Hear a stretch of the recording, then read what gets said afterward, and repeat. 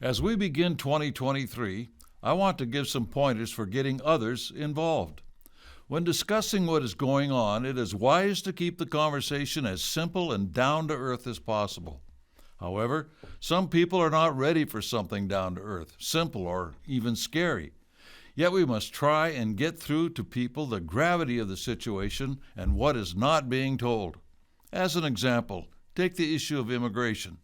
Just about every person in America understands that that is a problem. The number of undocumented immigrant crossings at the southwest border for fiscal year 2022 topped 2.76 million, breaking the previous annual record. That number reflects the illegals that they know of. This should be concerning to everyone. Within the millions coming across our border are drug cartel members, terrorists, child traffickers, Chinese that look a lot like military, etc.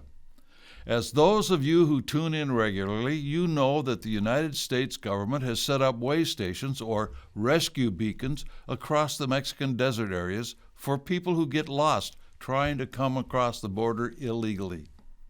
These stations have water and a telephone with the available languages in English, Spanish, and Chinese. This gives you an idea of just who's crossing the borders en masse. Until very recently, little has been mentioned in the media about the numbers of Chinese. There are videos that prove this, and they are becoming increasingly censored and hard to find. It shows coyotes, the people who get paid to bring people across the border, who are leading military-age groups of Chinese men into the United States.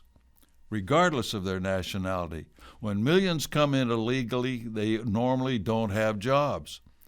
Who's going to foot the bill for taking care of them? Look in the mirror. It's your tax money, free housing, free food, free schooling, etc. It adds up after a while. One or two families are not much of a problem, but thousands, even millions, are a problem and a real burden on the taxpayer. These people are being shipped all over the United States.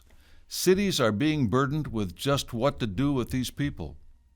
The point we want to make here, and one that you should point out to others, that this constitutes an invasion that Mexico is not stopping but facilitating. At what point do we say that Mexico is complicit in this invasion and tell the communist Mexican President Obrador to cease and desist, or we will declare war on Mexico? Mexico is doing nothing to stop the flood of people coming across our borders. They also are coming in from other countries, which Mexico authorities do not prevent from entering their country as long as they continue on into the United States. If this activity had happened 100 years ago, we would have declared war on Mexico and taken care of the problem. War is a nasty business, but sometimes it is necessary if a country is violating the rule of law in regard to the United States. The wall is not the solution. It is helpful under the current situation. But for over 200 years, we did not need a wall because Mexico understood we would not have stood for the traffic crossing our borders as they are today. As those of you who have listened to our words over the years, we are not supportive of walls. Why? Because they work both ways.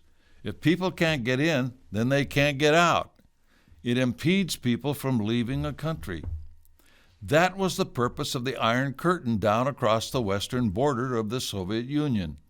Once the current purpose of the wall is over, stopping hordes of people crossing into America, can we really trust a socialist-oriented American government to allow Americans to come and go freely in the future?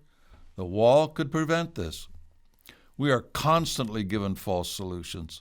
A wall is a false solution. There are other things which need to change in order to stop illegal immigration. One is to simply stop helping them once they get here with welfare, schools, medical care, free lunch, etc. If they know that they will not be given all different kinds of help, maybe they will stay home. Until the government is willing to do whatever necessary to stop the hordes of people coming across our border, the flood will continue. The strategy may entail moving in some manner against the government of Mexico and its economy. We may have to temporarily move the army to our border and fix bayonets to keep people out. Something has to be done or it will continue. After all, what is our army for? The real solution is not to help those coming across the border. If they knew that there would be no free housing, no food, no jobs, etc., they would not come here. As long as a free lunch is the aim of the federal and state governments, they will keep coming. This may seem tough, but unless we take a firm stand, the problem will continue. The country is at stake. The future of what our government will look like if this flood of people is not stopped will not be pretty. The whole idea of Marxism is to change our society. This change will result in a change in American liberty by the destruction of American exceptionalism at the ballot box. You may think that this sounds absurd, but as of today, there are 18 states and the District of Columbia that have enacted laws to allow unauthorized immigrants to obtain driver's licenses.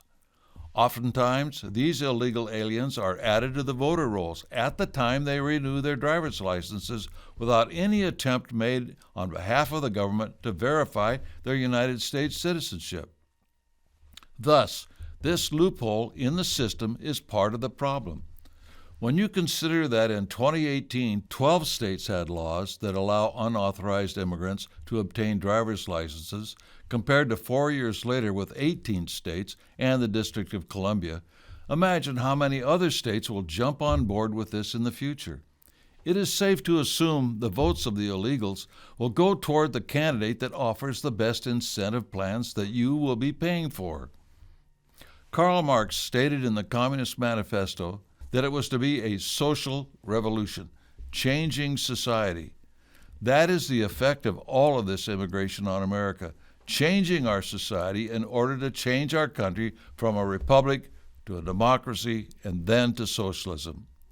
Do not think for an instant that the leadership of the Republican Party will make a real difference.